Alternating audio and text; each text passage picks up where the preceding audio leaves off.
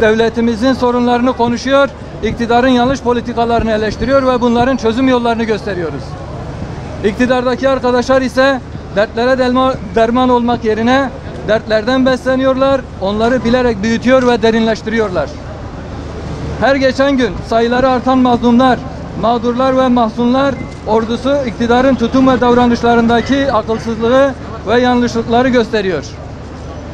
Bütün bunlar ehliyet ve liyakatin esas alınmadığı bir yönetim anlayışının doğal sonucudur.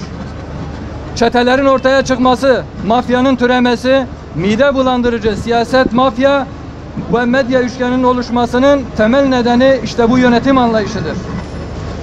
Bu anlayışta olanlar ise milletin geçim derdini umursamamaktadır.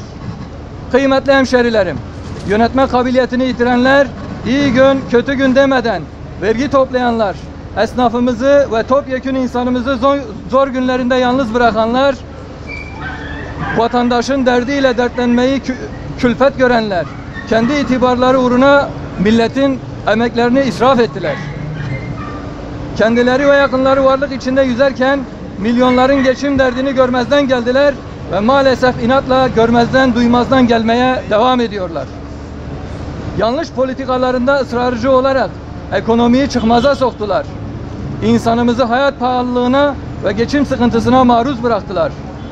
İşçiyi, esnafı, memuru, emekliyi dert sahibi yaptılar. Sanayicimizin, çiftçimizin, besicimizin üretim arzusunu kırdılar. Bankalara köle yaptılar. Faiz lobilerinin ekmeğine yağ sürdüler. Devlet olarak zor günlerden geçiyoruz diyerek insanımızın duygularını sömürdüler. Vatandaşımıza zor günlerinde sırt çevirdiler. Bugün ülkemizde olduğu gibi şehrimizde de siftah yapmadan dükkan kapatan, pandemiden dolayı iflas eden yüzlerce esnafımız var. Bu caddelerde, sokaklarda işsiz gezen ve gelecek hayalini yurt dışına yaşamak üzere kuran binlerce gencimiz var. Başını yastığa koyduğunda ay sonu nasıl gelecek, kira ve faturalar nasıl ödenecek diye kara kara düşünmekten gözlerine uyku girmeyen on binlerce insanımız var. Maalesef geçim sıkıntısının bunalımıyla intihar edenler var. Yarınlara umutla bakması gerekirken geleceğe kaygıyla bakan gencecik kardeşlerimiz var. En büyük hayali sorulduğunda babamın iş bulması ve borçlarını ödeyebilmesi cevabını veren yavrularımız var. Çocuğunun istediğini alamadığı için evine geç giden ve sabah okula giderken bir simit parası veremediği için hicap duyan nice ana babalar var. İçinde bulunduğumuz bu perişan halin bir tek sorumlusu varsa o da ülkeyi yöneten iktidardır.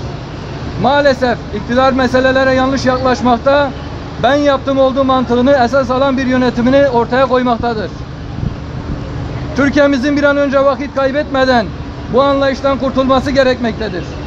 Adeta her gün yapılan zamlar, milletimizin sırtına yüklenen ağır vergiler, esnafımıza bir türlü verilmeyen destekler, işsiz bırakılan insanlarımız ve vatandaşlarımızın çok büyük bir kısmı açlık ve yoksulluk sınırının altında hayatta tutunmaya çalışırken, bunca sorunumuz varken bu sorunların çözümüne ilişkin bir tek doğru adım dahi atılmıyor. İktidar yanlış yapıyor. Daha da kötüsü bu yanlışlıkları bilerek ve isteyerek, hatta inadına yapıyor. Geçtiğimiz günlerde Sayın AK Parti Genel Başkanı'nın ifade ettiği gibi aç olarak dolaşanları buyurun bir de siz doyuruverin sözlerinden hicap duyduğumuzu ifade etmek isteriz. İnsanımızı aç ve yoksul bırakanlar kendileri değil mi? Kıymetli hemşerilerim, müsterih olun, umudunuzu hiç kaybetmeyin. Biz varız. Biz yolsuzluğun her türlüsünü, israfı ve verimsizliği, verimsiz harcamaları önlemek için buradayız, hazırız. Yanlış yönetilen kaynakları vatandaşımıza aktarmakta kararlıyız. Biz ülkemizde açlık ve yoksulluk diye bir problem, geçim derdi diye bir dert kalmasın diye buradayız. Çalışıyoruz ve sizlerle beraberiz. Değerli arkadaşlar, tekrar ifade ediyorum, umutsuzluğa yer yok.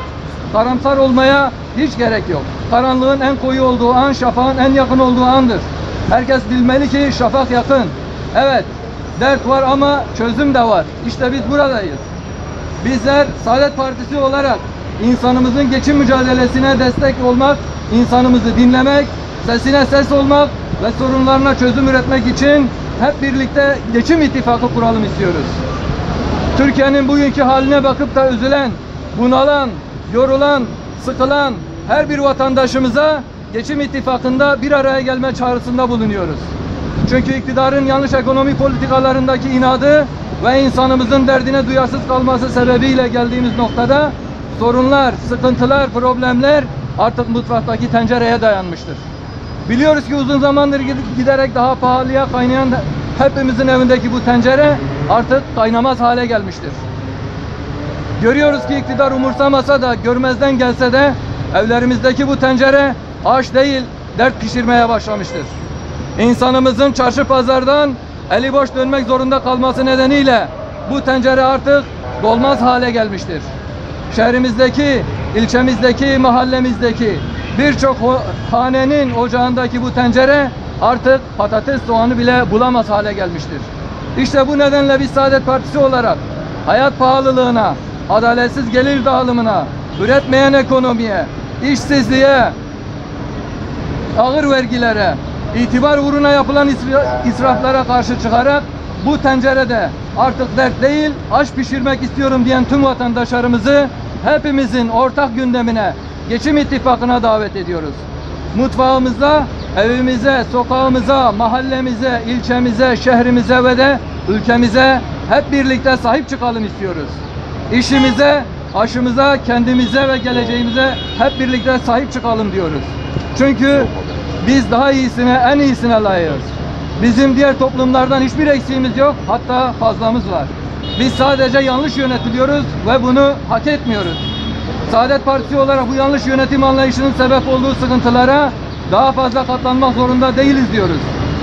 Şimdi Geçim İttifakı acil eylem planımız çerçevesinde hazırladığımız çözüm önerilerimizi sizlerle paylaşmak istiyorum. 1. İsraf ekonomisinden üretim ekonomisine geçilmeli. Özellikle gıda enflasyonunu önlemek öncelikle hedef haline getirilmeli. Açlık sınırının dahi altında düşen asgari ücret yeniden düzenlenmeli ve bu ücretlerden vergi alınmamalıdır. Yeni istihdamlar, vergi indirimleri ve hibelerle desteklenmelidir. Girişimcilere yönelik finansman olanakları genişletilmeli, katılım yapıları oluşturulmalıdır. Esnafımıza acilen sicil affı getirilmeli, yeni ve bembeyaz bir sayfa açmaları kolaylaştırılmalıdır. İş kurma ve iş yapabilme süreçleri hızlandırılmalı, bunaltıcı bürokratik engellerin tamamı kaldırılmalıdır. Kredi kartı faiz oranları düşürülmeli, yerli malı ürünlerde vade sayısındaki artışlar teşvik edilmelidir. Bankaların post cihazı komisyon oranları sıfırlanmalı ve para akışlarındaki gecikmeler kaldırılmalıdır. Elektrik, su, doğalgaz, internet ve iletişim giderleri gibi sabit giderlerden alınan vergiler azaltılmalı ve uzun vadede kaldırılmalıdır. Esnaf ve sanatkarlarımızın küçük ölçekli işletmelerde yaşadıkları kısa dönemli ödeme aksaklıklarının giderilmesi için ivedilikle bir fon oluşturulmalıdır. Bunlar acilen atılması gereken adımlar. Kıymetli hemşerilerim, insanımızın, esnafımızın, asgari ücretli çalışanlarımızın hızlı bir şekilde toparlanması ve bir nebze de olsa rahat nefes alabilmesi için hayata geçirilmesi gereken adımlar. İnanın bunlar zor değil. Yeter ki vatandaş odaklı politikalar esas alınsın. Yeter ki insanımızın derdini, geçimini önceleyen kadrolar iş başına getirilsin. Herkesi bunları düşünmeye ve bu sese kulak vermeye, bu çağrımıza ortak olmaya, milletin derdiyle dertlenen kadroları yetkilendirmeye davet ediyoruz.